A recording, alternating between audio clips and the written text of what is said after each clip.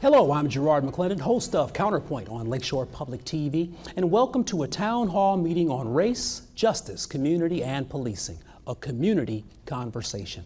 Thanks to the City of Gary, Mayor's Office, Urban League of Northwest Indiana, Lakeshore Public Media, the Genesis Convention Center, and Gary Community School Corporation for their ability to make this event a reality. Tonight, we allow public officials and citizens to talk about the biggest challenges to improving community and police relations in Northwest Indiana. This is a civil discussion to hear multiple viewpoints that pose challenges to communities. Panelists will begin the discussion, but the audience may pose questions after each segment. When at the microphone, state your name and your city. So let's just first ask, by a show of hands, how many people think that police are doing the best that they can to protect our laws and our communities? Show of hands. Okay. Who thinks the biggest issue facing police and communities are law enforcement? Okay. And how many people believe that they understand what it is to be a police officer in their community? You know, your responses are very insightful because President Obama created the White House panel on 21st century policing after grand juries in New York and Ferguson declined to charge 2 white police officers in the deaths of unarmed black men. He says, this report will redefine policing, strengthen public trust, and reduce crime. So tonight, we're going to deal with the pillars of that platform. Pillar number 1, building trust and legitimacy. Number 2, policy and oversight. 3, technology and social media. Number 4, community policing and crime reduction.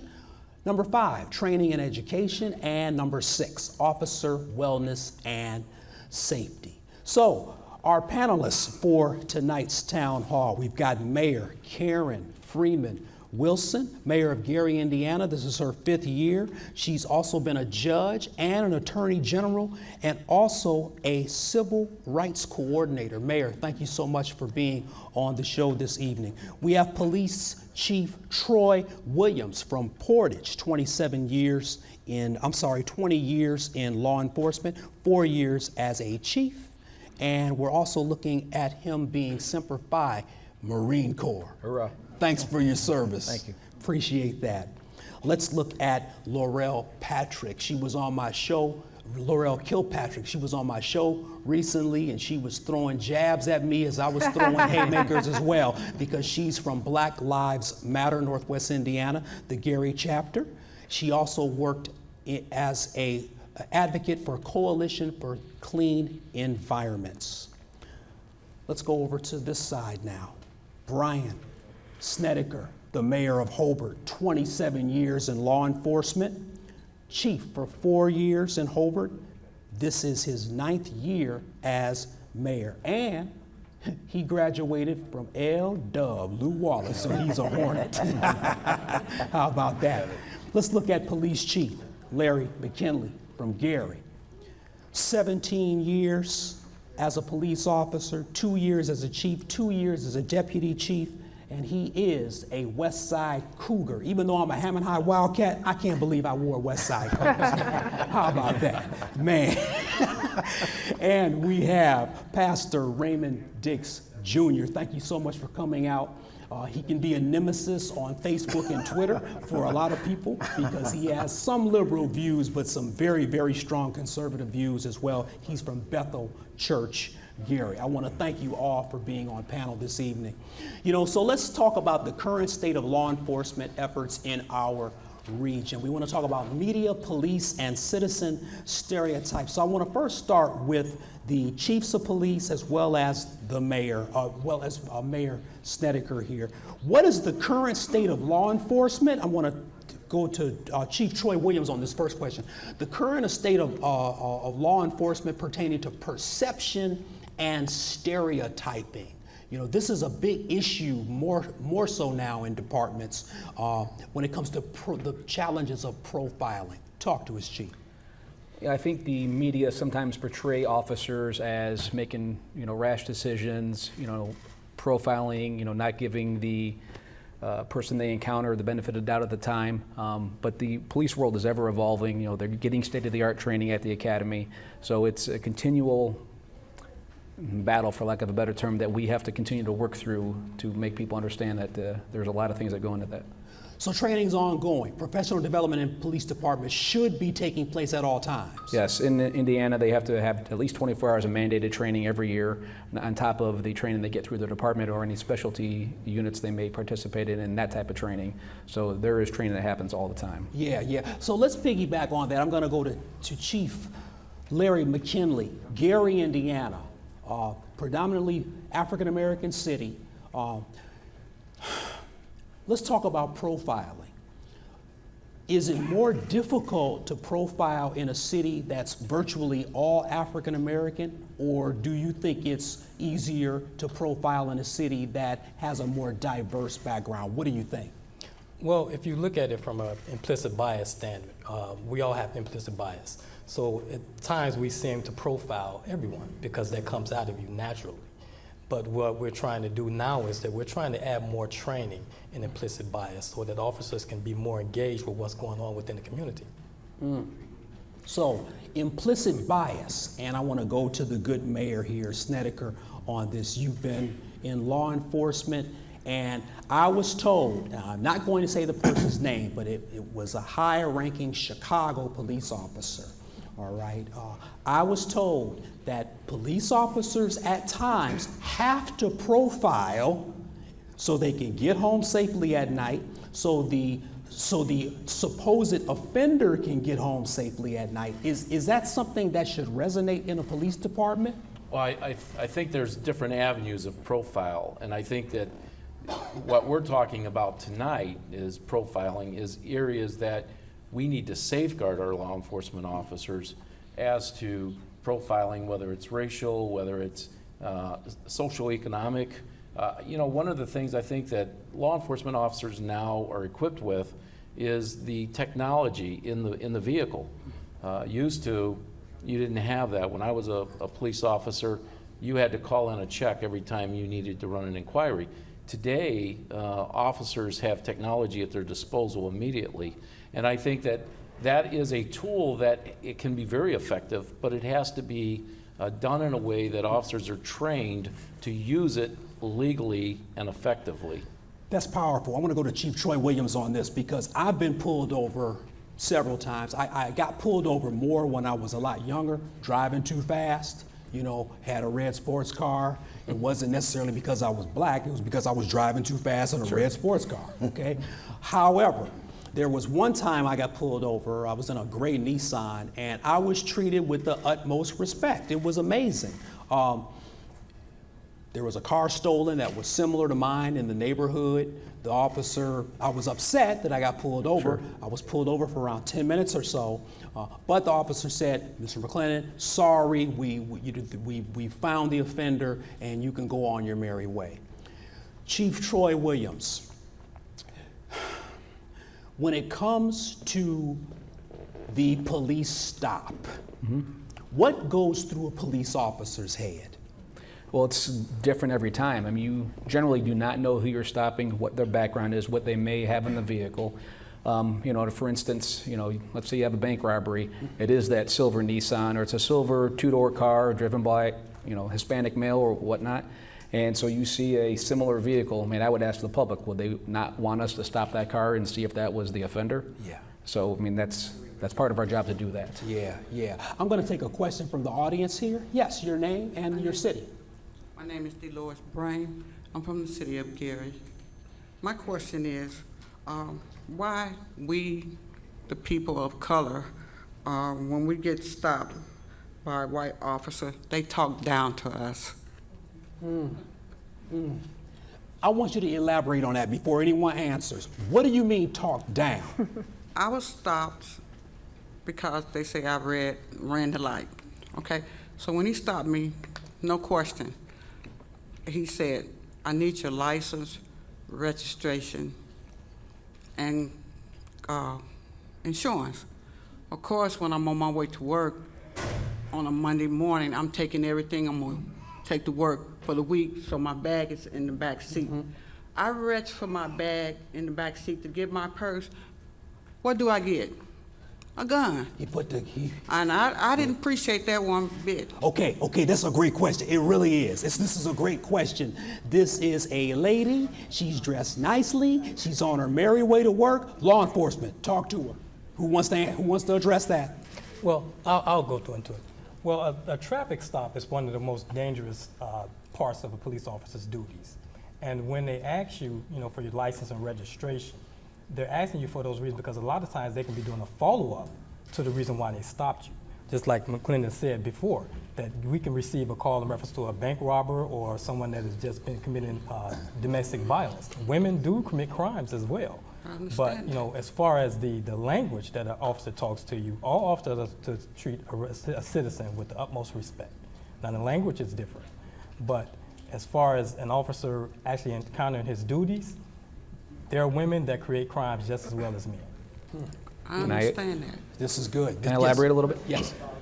It would only take a split second for, somebody grab a gun and make a movement. Now, as the officer comes up to the car, he or she is, viewing what's in the vehicle, making split observations. What do I see? The questions that I'm asked. Naturally, they're asking you for your license registration. You would think, hey, let me turn and grab my purse. The officer is going to sometimes see, what are they grabbing? If they didn't see the purse, if it's tucked in the side of the seat. So if I make that movement, what are they doing? And whether it's a 18-year-old, man or a 83-year-old grandmother, anybody can shoot somebody. So Can I I got to say really get the man. quickly? Ooh, yeah, they're Really jumping that quickly. bit. Thank you so much, L'Oreal. No Jump right problem. in. I just wanted to say that the original question was, why do police officers speak to African Americans with disrespect? I just wanted to remind everybody of her original question. Right. Because I think the explanations of, all of this was great, but the original question should be addressed as well.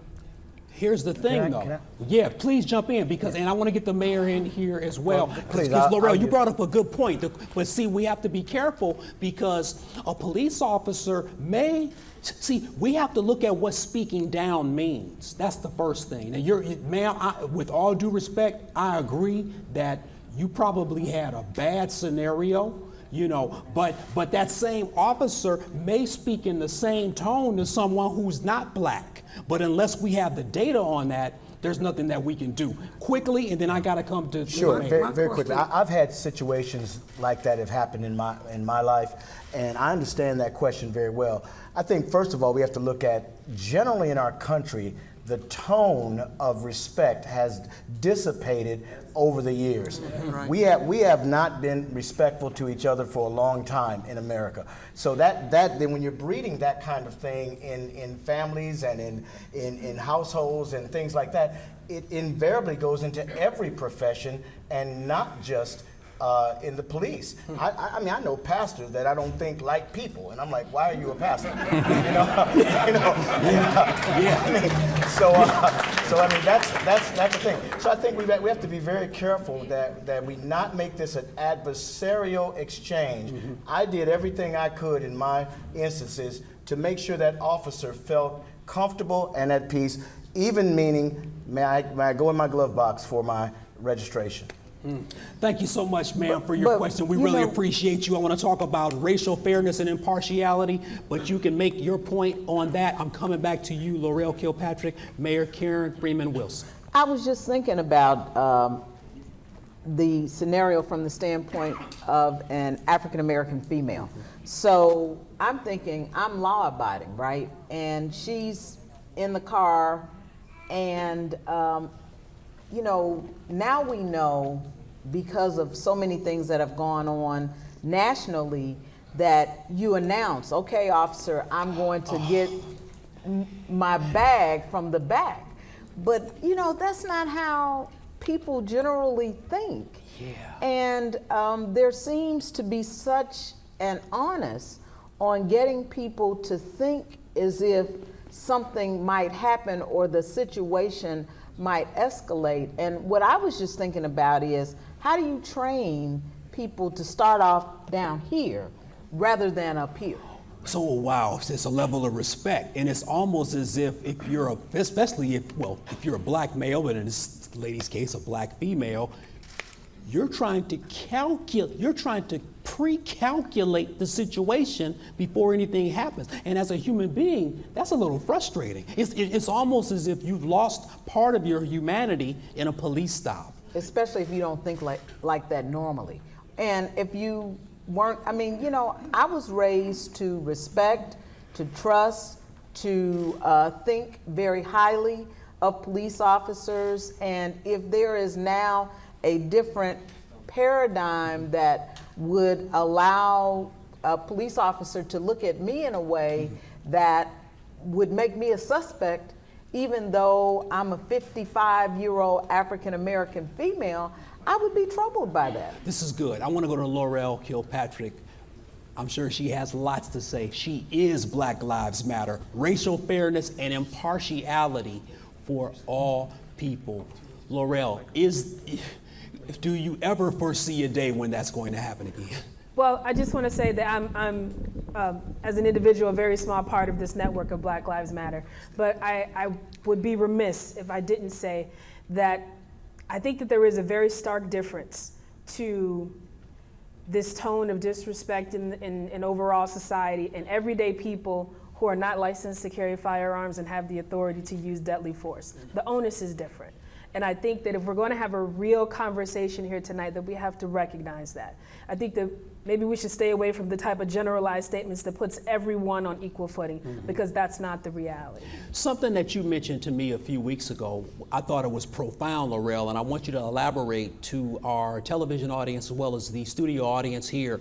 You talked about state-sanctioned law enforcement, or it was something— State violence, probably? Tell this audience about what you were trying to articulate. Well, state violence is very simply a multiple number of any condition, any institution, any condition forced on people that negatively affects them. Horrible health care, horrible educational standards, horrible treatment by law enforcement officers, things like that. All of these things are violent on the part of people who are trying to live in that society.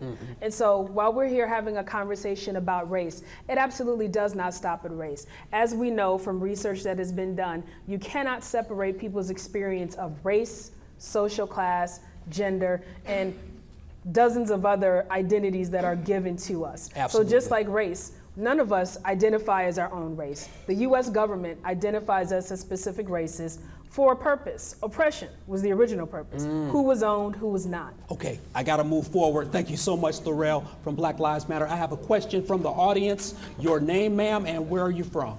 I'm Susanna Findley. Now I live in Chicago, Illinois. I have 4 children that were raised in Gary, Indiana.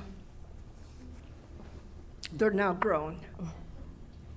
But my question is, you gave the statistic 60% non-white and 40%, no, I'm sorry, 60% white and 40% non-white had confidence in the police force.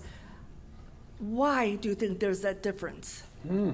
You want to ask law enforcement or mayors or pastor that? Who wants to handle that question? This is interesting. I'd love to jump on that. All the powers that be, Yeah, whatever. well, I don't presume to know more about this than maybe the police do, but I think that the reason that exists is you have to look at the historical data surrounding the concept of policing in our country.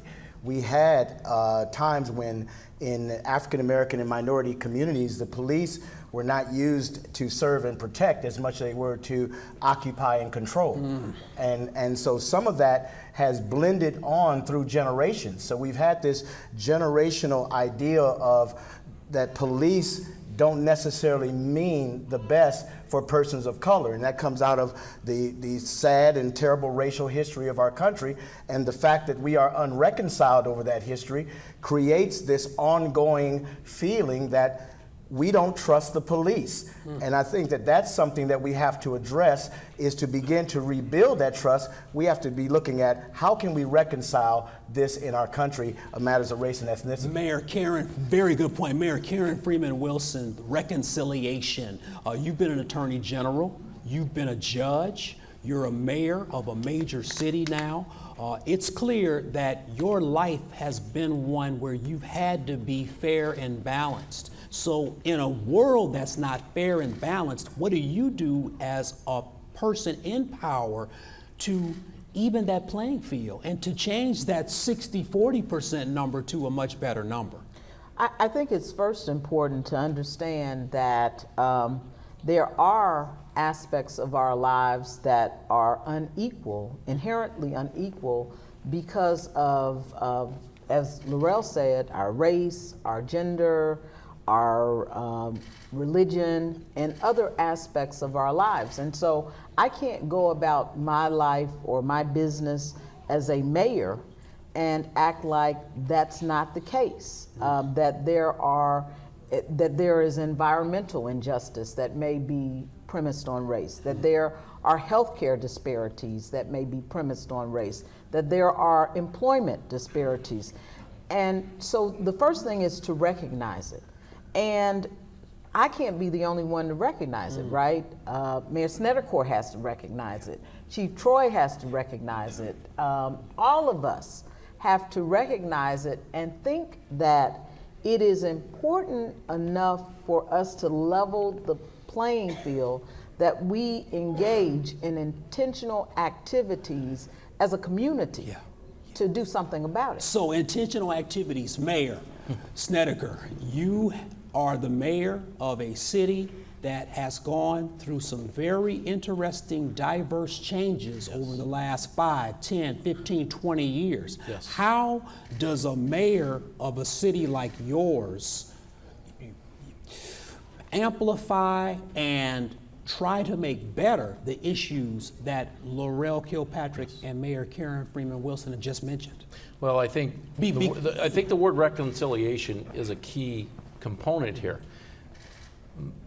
One of the things that we have drastically focused on is reaching out to our young people. In our police department, we have an after-school program because that is really an area that needs to be addressed, is young people having fear of our law enforcement, living in an environment that they think that the law enforcement is their enemy or is someone to be afraid of. And so we're breaking down those bridges. After school we have, and the after school program is attended by a large group of various minority groups. And there's that built bond with our law enforcement officers. They learn to develop a positive experience rather than just on the street when they may have a negative experience. And that is a job of administrators and police chiefs to create that positive environment before they have contacts on the street with our law enforcement. Oh man, this is getting thick right now. Chief McKinley, I'm coming back to you. Laurel, I'm coming back to you, but I've got a question from the audience right now. Sir, state your name and your city. I'm Claude Powers. I'm from Gary, Indiana. I was wondering, was the purpose of the police department to uphold the Constitution? Wow. So in my research, Do it, Laurel. you have a difference between the purpose of what originally became, I guess, the institution of police in the northern and southern states. In the southern states, of course, they started off as slave patrols, primarily to oppress and exploit blacks, African Americans, Negroes, color, whatever they were known as then, right? That was the purpose. In the north, you had gangs. I don't know if anyone's seen the movie Gang of New York, right? The predominant ethnic gangs became what is now known as the police force. And their purpose was also to oppress and exploit the working class of European immigrants, to keep them in line. And these are the roots of what is our current police force. And of course, like every institution, it's gone through changes, right? And I think that when you're having a conversation about the nature of a thing, you have to be knowledgeable about the nature of a thing. So do you believe, okay, ask your question again, because I want to come to you, Laurel, and back to Chief McKinley. Well, I asked, are the police supposed to uphold the Constitution? And you're asking that question, and what do you say, Laurel? So jump forward a few centuries now, I think we still see remnants of the original intent of the police. However, you have the police, the job of a police officer is, they have a job description. We could look it up online. So stop crime, uphold the Constitution, but I guess then that's a good or a bad thing depending on how you're regarded in the Constitution, because if you read the original wording, it talks about people as property, all kinds of code words. Okay. So even in the case of predominantly black police departments, you still look at it that way? Oh my gosh, thank you for saying that. So, what you also had in the South. You got to make it quick. Sure, what you also had in the South was a population of people that needed to be bought into the system. They needed to be bribed. So you have this whole group of African Americans or blacks or enslaved people that absolutely forwarded these ideals and the wishes of the predominant power structure. So it depends on how you identify. Fast forward a few centuries, if your prominent identification is with that oppressive force, then you're going to behave that way. Who's seen Boys in the Hood? By far, the most racist person in that movie was the black cop. That's not saying all black cops are like that, of course. Hashtag not all cops, haha. But that doesn't have to be the role of everyone. But to your question about black police officers. Okay, before I go to Chief McKinley, Yes. should we get rid of police departments? Should we get rid of 911? Somebody breaking in my crib. I remember a song. I'm just asking I a remember question, a song Lorel. called 911 as a joke because some people don't have the benefit of the police coming to their house. But in a timely manner. Lorel, so Yes. do you want 911 and police departments to dissolve? It's a yes or no question, No, it's Lorel. not. No, I refuse that narrative Lorel, of the yes or no Lorel, question. I gotta move refuse to it. him. Then you gotta move because I refuse it. So it's a gray area. I rebuke it. I reject You rebuke all that of question? that stuff. Okay. All right. Hey, so I'll answer it. So next time- Of course not. thank you. Of right, course Dara. not. That's right. Okay, because look, I don't want anything bad to happen to anyone in this building or on this panel, and I know that. That sounds horrible. What does that mean? It means that what it means, Lorel, is that you totally dismissed these chiefs on this Did I? panel. Yes, you did. I don't think I did. Chief McKinley, talk There's to me. some people in the audience that don't think I did Chief either. McKinley, she said 911 is a joke. She quoted Flavor Flav. What do you say? I said that was the name of the song. Come on, Chief McKinley. I grew up in that era as well.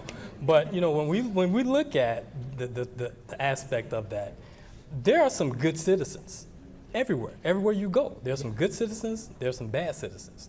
There's some good police officers, and we've seen lately that there are some bad police officers. And what we have to do is this whole conversation is about change. And we have to change that. And when we speak about the numbers that she spoke about, the 60 and the 40%, we don't want to see neither one of those numbers because you have whites who are being violated just as well. When you look at Black Lives Matter, you see it's a movement, but you have whites and you have blacks in that movement. So when we look at it as a whole, we have to make change overall. Thank you for your question. You got to follow up. You got to make it quick. I just wanted to tell them, if the job of them is to hold the Constitution up, then we have a right to travel. And a lot of traffic stops equals a lot of situations where stuff happens. If you don't have situations like that because they got to keep pulling people over and keep trying to make money, then you would have people that would trust them that they doing police work and not trying to tax the streets. Wow. Make money. Make money. Good point. It's a very good Make point. money. So this is a very good conversation. That's really a just very quick. That's a kind of an unfair analogy in the sense of saying that you have probably more antisocial behavior in the last 25 years than you've had maybe in a long time. At least. What study is that from? Because I'm going to reject that. I'm going to disagree with that. At least publicly, you see more, perhaps. Perhaps the onset of things like the internet and 24-hour news cycle take us into this ideal where we see a lot of behavior that police have to deal with every day. Now, I'm not a defender of bad policing, but I am going to be a defender of a need for policing because we do have some persons that are just simply antisocial and don't want to live within the boundaries of society. False dichotomy. I mean, and you know False what? dichotomy. It's not a false dichotomy It because is. Lorel, is. if you got ratchet people in your neighborhood rolling up in your window, That's a racist term. I'm going to let you know. It's not racist. It is. No, it's a Okay, racist term. okay, Because when you say ratchet, Lorel, everybody in here had one Lorel, type of person in mind. Lorel, I'll take the ratchetness Yes, out a of ratchet it. person. I'll take Yep. We know what that person looks like. And you know what? Well, that's what you're assuming. No. So No, check it no. out. Let me put it this No, way. no. If a person breaks in my home and I live in a black community, it's probably a black person who's ratchet. It's probably a black person who doesn't belong, first of all, taking my property. I think you proved my point. Laurel, the two people that killed my parents were black people. Okay. Don't even go there with me. I got another question. State your name, sir, and state what city you're from. Emmett Mosley, I'm from I'm from East Chicago. I live in Gary, Indiana. I've come at an interesting time. I don't know if this is the right time. It's the right time. Because, see, You nervous? I never seen Reverend because Mosley. see, I have been all involved with this issue for many years. I was a community organizer, started in 1984 as a community organizer in East Chicago. Matter of fact, that's one of my leaders right there, Reverend Dix. But I also have had the experience of being one of the co-creators of the community policing program in Chicago, when it was community policing, before the mayor decided at that time, Mayor, to take over the program. And even though it has not been the same program, we trained all of the police officers in the city of Chicago. We operated in all 272 beats in Chicago. And we found out a whole lot of things, that there were some people who could care less about community policing, about interacting with the public, okay? And they knew that the only way they became higher ranked is by how many doors they broke in. So what's your question? My question is this: because of the fact that, hey, I am seasoned now, where are our young people? I would have hoped that we had some young people on the panel, because of the fact that they interact the most with the police, and they create these images in their head. I've had great experience. There are great police officers out there, but I've also had the bad experience. Just like the other day, I was just stopped. I was texting. Where? Right in front of IU. I was texting the other day. I stopped and started just texting because I wanted to obey the law. You can't be on the cell phone or making calls while you're driving. And I just stopped, and a police officer came to me, came up, and I got nervous, and I put my hands on the wheel, okay, because that's what I train youth. I train youth in Chicago to put your hand on the wheel and ask questions. But he told me to move. And I said, hey, I'm just texting. Yeah. He said, move. And when he said move for the second time, I moved. Okay. Thank you so much, where are Karen young Freeman Wilson. Where are the young people? I love that. And I'm so glad Laurel is here. I'm so glad Brother Jonathan is here as those well. are our youngest This is people. good to say. I don't know what you're trying to say. Well, you know, Where are the young people? it is what it is. Mayor Karen Freeman Wilson, talk to me about his statement. Well, I think that two things. We have young people throughout this room, and I think we were very intentional in making sure that we had young people involved, that Laurel was represented on the panel, but we also knew that people want to hear from police chiefs, they want to hear from police leadership, from mayors, because they believe that we have the ability to change the institutions. And more importantly, we wanted to hear from the public because we believe that perception is important. But I want to go to back to what Reverend Mosley said about the training for community-oriented policing and the fact that it was a program. Yes. Because what I know that Chief McKinley and Chief Troy and other chiefs, the chief for Indiana University and other chiefs throughout this region are really looking at in Hobart is how do we make it more than a program, right? How do we make it a way of life? For instance, in Indianapolis, one of the first things that chiefs do is, that new recruits do on police departments is community service. So now if you're doing community service, that's a way during your probationary period to see if you really are interested in the community, because you can't fake that. And so I think it's really important to get people to look at community-oriented policing, to get police officers to look at it as a way of doing business. I'm coming back to you, Chief Chief McKinley, want to piggyback to what the mayor just said. Right, and I'm glad you did, because actually, community-oriented policing is a philosophy. And they teach it a lot in patrol, because there's different divisions within the police department. You have your patrol division, you have your investigations, you have different forces within the police department. And this year, we started community-oriented policing training. But instead of me actually putting it into the patrol division, I made it department-wide. So that means that every officer, every sworn officer, and every reserve officer had to go through this community-oriented policing training, so that you can actually have that training and be able to take it out within the community. So whether you're an investigator or a patrol officer, you have to have that training. Have to have the training, Chief. Well, I was going to say, having this dialogue is good. I mean, we need to have this interaction, this conversation, and maybe future ones will include a lot of younger people.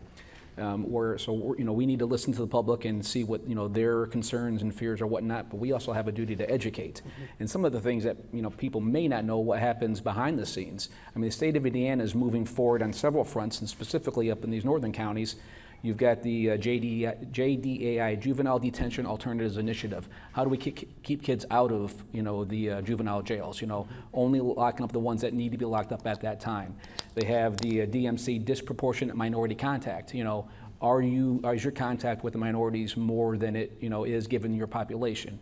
And the evidence-based decision-making teams for the adult, every point of the chain along the law enforcement, corrections, court.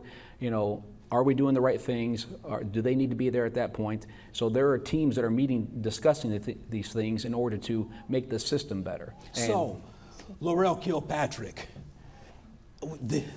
don't you think they're trying? Do you think they're at least trying? Or better yet, what do you want from police department? What do you and Black Lives Matter want from police departments? Well, I remember my mother telling me when I was getting bad grades in school, you don't try, because if you try, you go get something. You better do. I was a straight A student. So what do you want the police departments to do? Oh, stop killing people. But that's an overall thing. That's not a fair statement. That's an overall thing. No, that's what I want. People are dying. I don't think it's an unfair statement. I didn't say all police officers are killing people. I didn't say that. That's what I mean by false dichotomy. Police officers shoot more whites than blacks. Absolutely, but the reason we don't know that is because of racism in society that sensationalizes the deaths of blacks. It sensationalizes the broken black bodies that we see on all these videos. That becomes acceptable. We are used to blaming the population of victims. So that's why we won't know about all of the whites that are brutalized and murdered by police officers. We won't know it. Yeah, that's a good point. That's a real good point. And that's not all the police officers do. I don't want to say that. Right. That's not all the police officers do. But I guess, too, what we have to do, and I think what has to be incorporated in this conversation is that of power. Because what I don't want to happen is for us to talk about citizens and police as if there's an equal standing again. Got you. Or even politicians. There's not. There's an aspect of power. There's an aspect of our perspective, our standing in society, not blurring, but I guess shaping how we see these issues. And I think that we have to be realistic and honest about what the issues are. I can't see a police officer pulling over a woman to give her ice cream who has the look of fear in her eyes because she might not survive that traffic stop. I can't see that and then say, oh, hashtag not all cops, and scroll down to a little 10-year-old African-American boy who's crying and shaking because the police chased him with their guns out because they thought he was somebody else. They didn't ask him.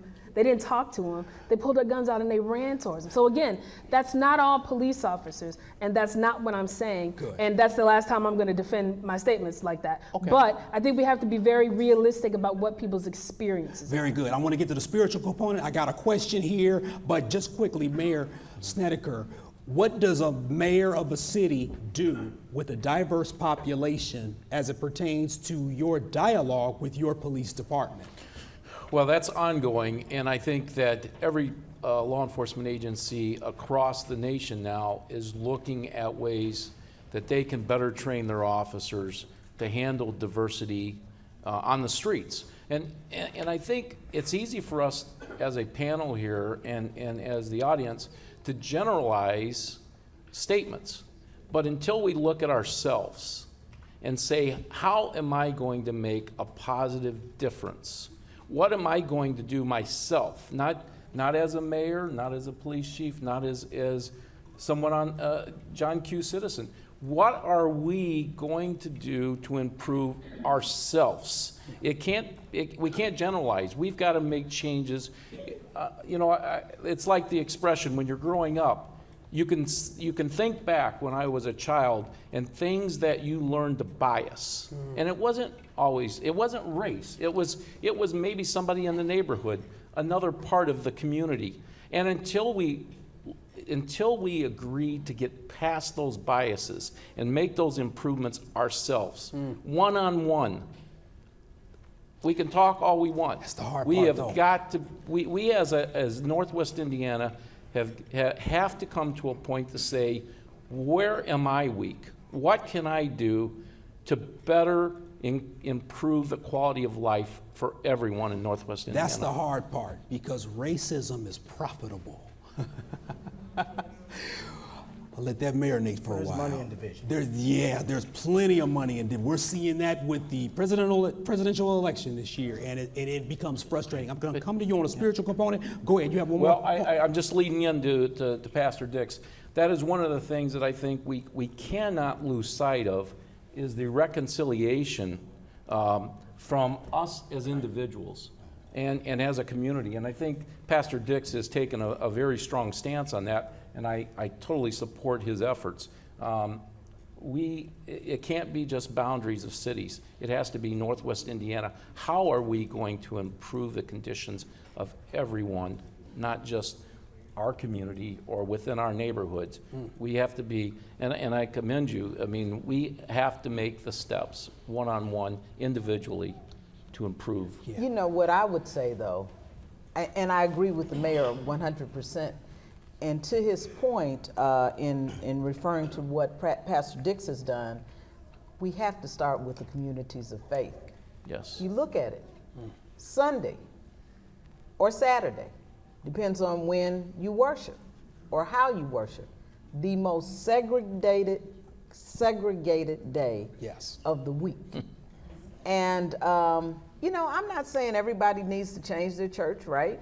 But I am saying that we have to come up with a way to have an experience that is not as segregated. So maybe the answer is that there is an exchange between a Hobart church and a Gary church, or a Valpo church and a Gary church, or East Chicago and Leroy. People may not even know about Leroy, Indiana. I know about Leroy. I was there Sunday. So then you're unique.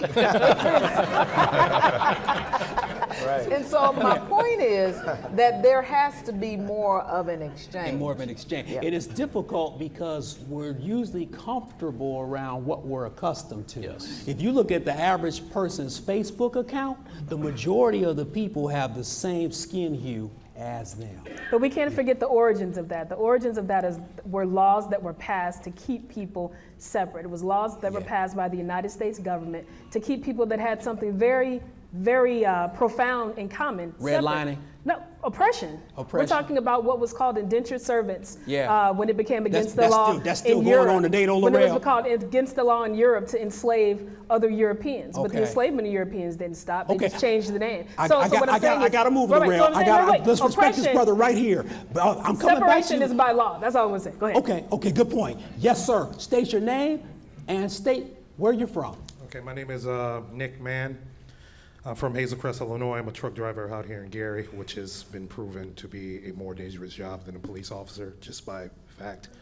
But my question is, and it's mainly towards Mayor Freeman, is what is the overall purpose of this forum? And is this a way to sidestep what Black Lives Matter Gary's been fighting for, a citizen-controlled police review board?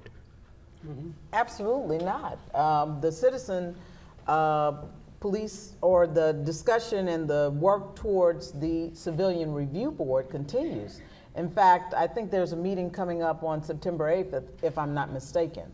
So that continues, but the purpose of this forum is the fact that we have seen all over this country, and we've seen all over this region, maybe not to an extent that we have seen people lose lives, civilians lose lives, but we have seen conflict. We have seen conflict with police and citizens. We have seen conflict among departments. And to the extent that we have seen that, we wanted to have a first step in addressing the concerns of citizens and providing a forum of dialogue, but also to provide a process where we would continue those discussions. So separate from what is going on in Gary, what is going on in communities individually, there are regional concerns that we believe as organizers they were appropriate to discuss and ultimately to move towards reconciliation. So you're talking about the Civilian Review Board is certainly a part of that process, but it is something that is ongoing. You mean like Lake County police officers coming in and patrolling Gary streets, something like that? Because Yes. I don't find the fact that Lake County police officers, which is a majority white police force, can better serve the community other than Gary police officers. And the fact that you have Gary police officers and they're even from all police departments, there's this pushback to have citizens. You try to make, you're saying you want us to understand, okay, you say you're public service and we want to serve the community. Then let us have control over it. Because I'm a truck driver. If I kill someone, I'm going to jail. Police officer kill someone, they get what, 60 days death duty? And you see where that's not fair? Good point.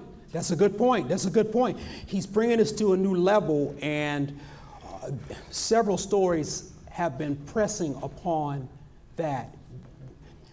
We need here, brother, we need some judges here. You know, we need some people who are judicially responsible for some of these things that occur. You know, now, when it comes to Blue Lives Matter, Black Lives Matter, All Lives Matter, it gets a little muddled at times. But I'm feeling your passion right now because you are tired of police officers killing people and getting desk duty. Possibly because the union is strong?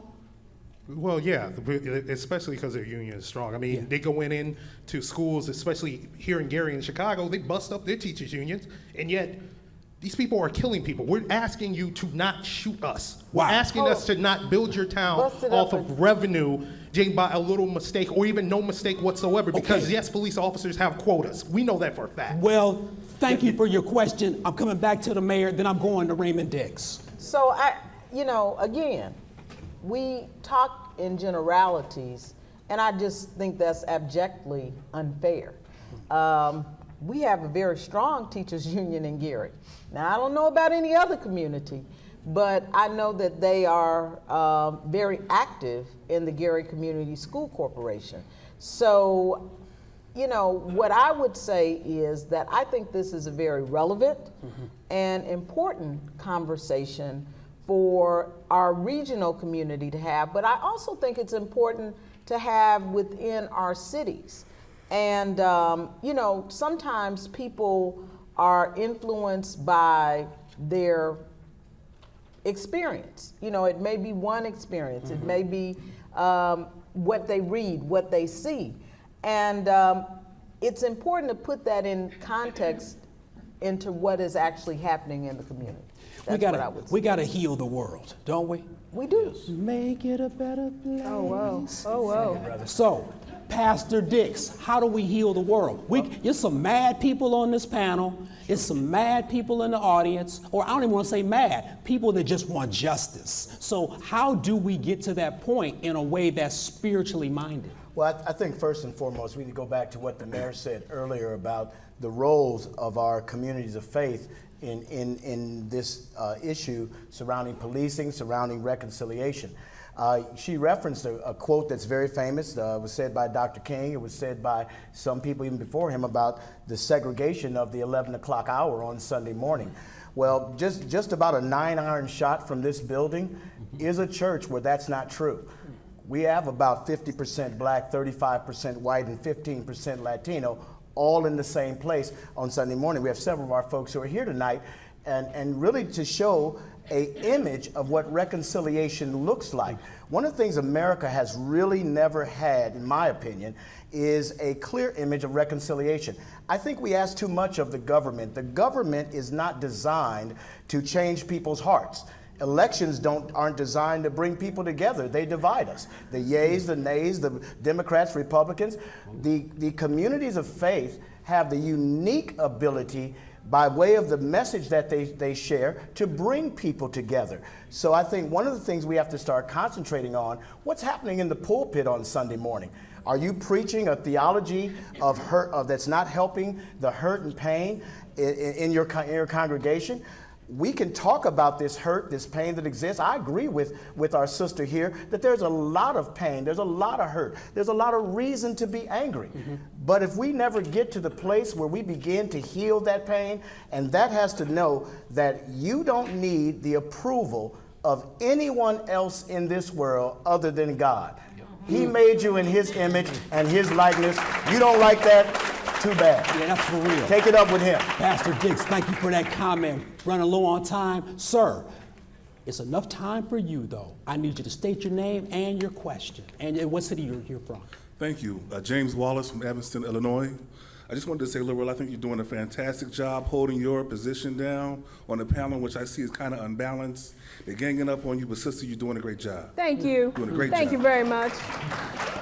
And then I wanted to speak to this whole idea of accountability and training. I know training was mentioned quite a bit here today.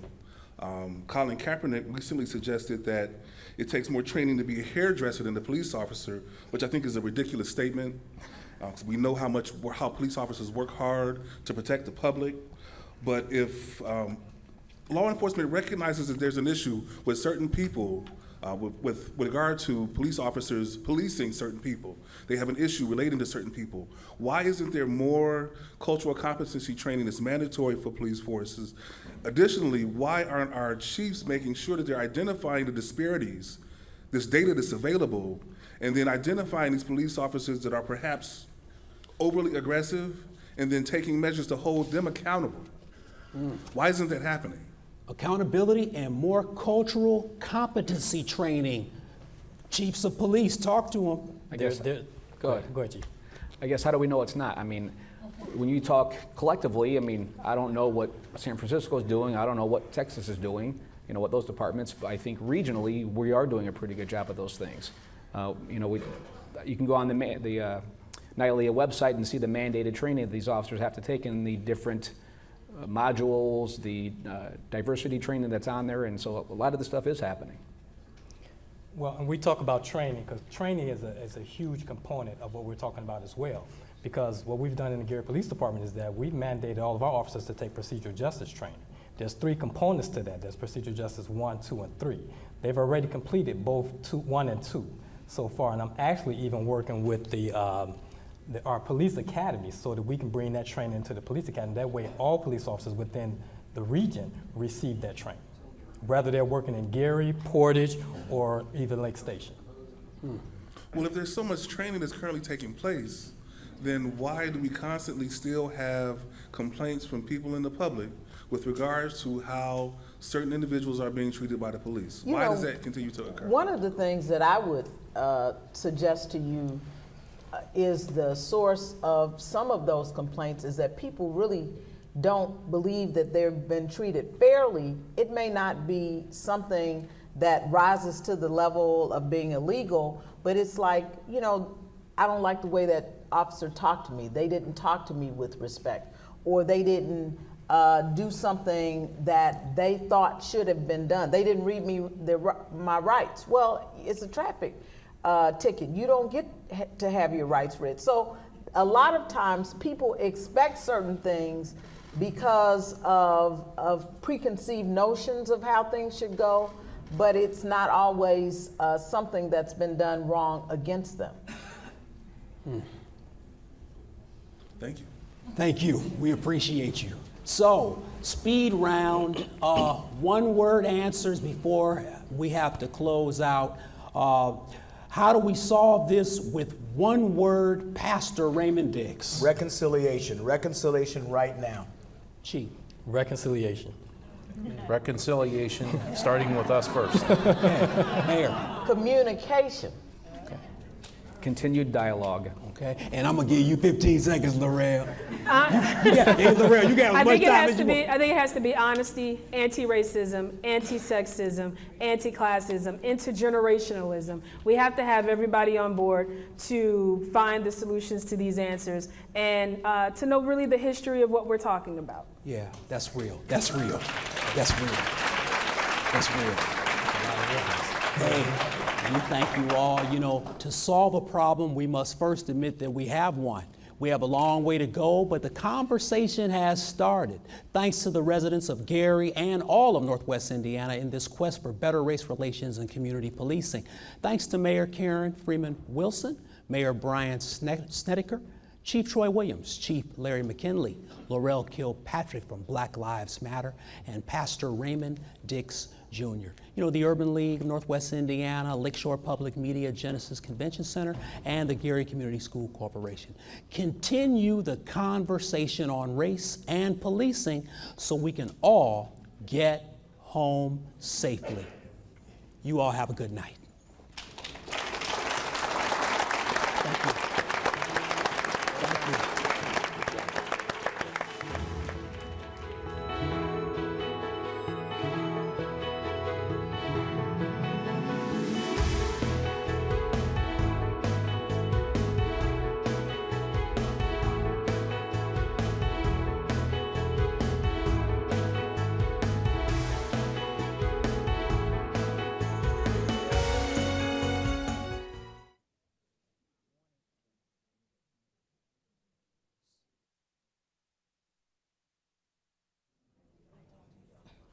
Testing. We're going to take a